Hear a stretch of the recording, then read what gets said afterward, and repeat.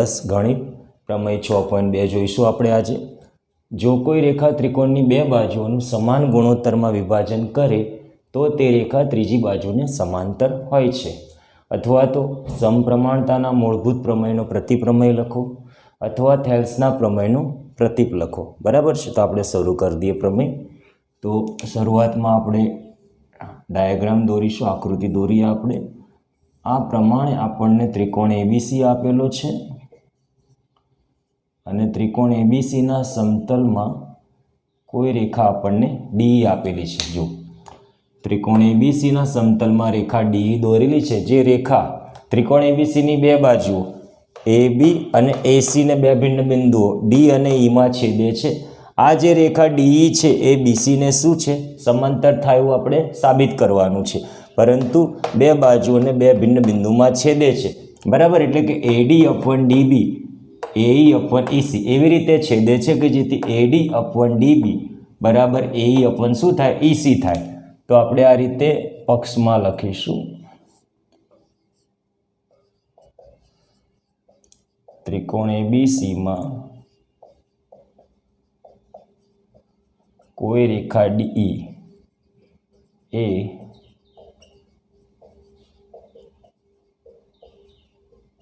બે બાજુઓને એવી રીતે છેદે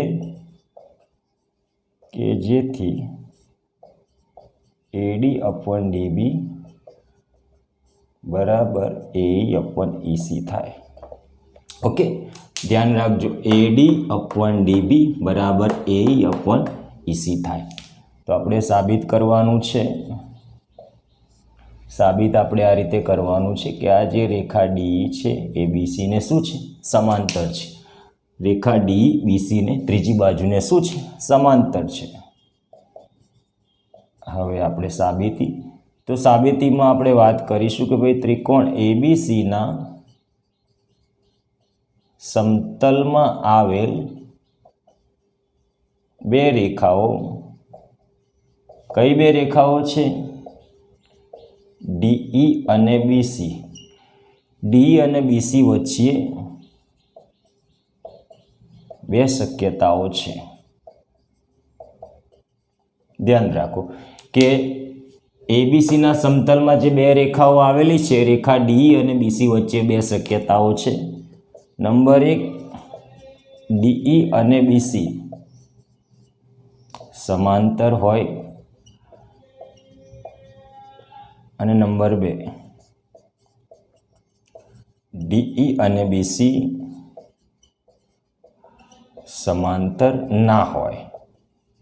બરાબર, હવે આપણે માની લઈએ કે રેખા ડી અને બીસી સમાંતર છે, તો પ્રમેય સાબિત થઈ જાય છે, પછી કોઈ આપણે સાબિતી રહેતી નથી। પરંતુ આપણે ધારીશું કે રેખા ડીઈ અને બીસી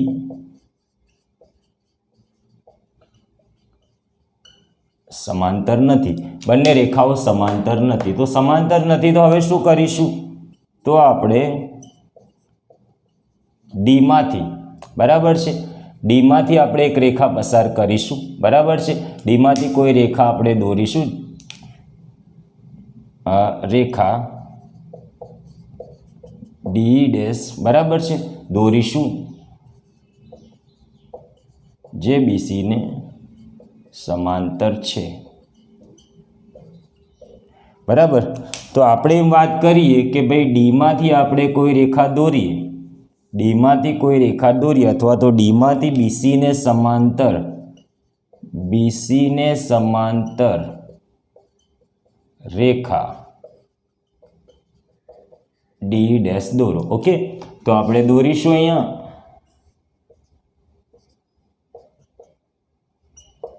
ઓકે, બિંદુ ડીમાંથી આપણે બીસીને સમાંતર રેખા શું દોરી, આપણે ડી ડેશ દોરી છે। આ જે રેખા ડી ડેશ છે બીસીને શું છે, સમાંતર છે। જો બીસીને સમાંતર છે તો એનો મતલબ એમ કે પ્રમેય 6.1 ના આધારે એડી અપોન ડીબી બરાબર એઈ ડેશ અપોન ઈ ડેશ સી। પ્રમેય 6.1, AD અપોન DB બરાબર AE dash upon E dash C, AE dash upon E dash C પ્રમેય 6.1 ને આધારે. પરંતુ પક્ષમાં આપણે શું લખ્યું છે? AD અપોન DB બરાબર AE અપોન EC લખ્યું છે. આવું પક્ષમાં આપણે આપેલું છે. AD અપોન DB બરાબર AE અપોન EC બરાબર છે. દેખો અહીંયા પક્ષમાં AD અપોન DB બરાબર AE અપોન EC આપેલું છે ને આપણે શું લાયા? AD અપોન DB બરાબર AE dash upon E dash C લાયા છે. તો આપણને કયું પરિણામ મળે છે? ડાબી બાજુ સમાન છે તો જમણી બાજુ આપણે સમાન લઈશું. AE dash upon E dash C બરાબર AE અપોન EC. ઓકે, તો AE dash upon E dash C બરાબર AE અપોન શું થઈ જાય છે? EC થઈ જાય છે. હવે બંને બાજુ આપણે +1 ઉમેરીશું.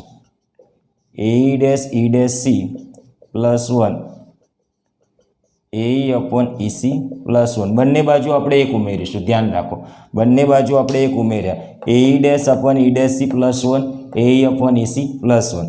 હવે આપણે અહીંયા E ડેશ C LCM લઈએ ચોકડી ગુણાકાર કરીએ, સામેની તરફ ગુણીશું આપણે. AE ડેશ બરાબર E ડેશ C +1. ઓકે, એનો ગુણાકાર કરીશું અહીંયા. AE dash plus E dash C, E dash C આપણે LCM લીધો છે, સામે ચોકડી ગુણાકાર થશે. AE dash plus E dash C.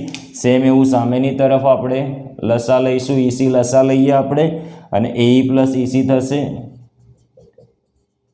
Okay, તો આકૃતિમાં જુઓ AE dash plus E dash C, AE dash plus E dash C, AE dash plus E dash C શું છે? AC મળે છે. શું મળે છે આપણને? AC મળે છે.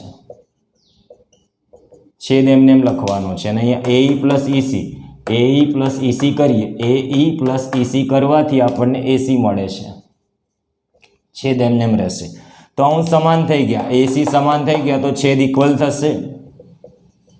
E ડેશ C બરાબર EC. તો આ જે તમે જો E ડેશ C અને EC બંનેની લંબાઈ સરખી છે, એનો મતલબ એમ થયો કે આ જે બંને બિંદુ એક જ બિંદુ છે. E ડેશ અને E એક જ બિંદુ છે. ઓકે, એટલે એનો મતલબ એમ થયો કે ભાઈ આથી રેખા DE ડેશ અને DE એક જ રેખા છે. બંને રેખા કેવી છે? એક જ છે. કે આ બંને રેખાઓ DE ડેશ અને રેખા DE એક જ રેખા છે. પરંતુ આપણે જ્યારે ધારણા કરી ત્યારે DE ડેશ સમાંતર આપણે BC લીધું હતું. બરાબર છે કે આ રેખા DE ડેશ એ BC ને શું છે? સમાંતર છે. આથી રેખા DE સમાંતર શું થાય? BC થાય. જો DE ડેશ સમાંતર BC હોય તો રેખા DE સમાંતર પણ BC થાય. બરાબર છે. એટલે આ પ્રમેય જે સાધી આપણે લાવવાનું હતું એ આપણે મેળવી દીધું છે. આ પ્રમેય તમારે બરાબર છે સતત જોવાનો છે, આખો વિડીયો જોવાનો છે અને તમારા મિત્રો સાથે પણ શેર કરવાનો છે. ઓકે, ચોક્કસથી આવડી જશે. Thank you.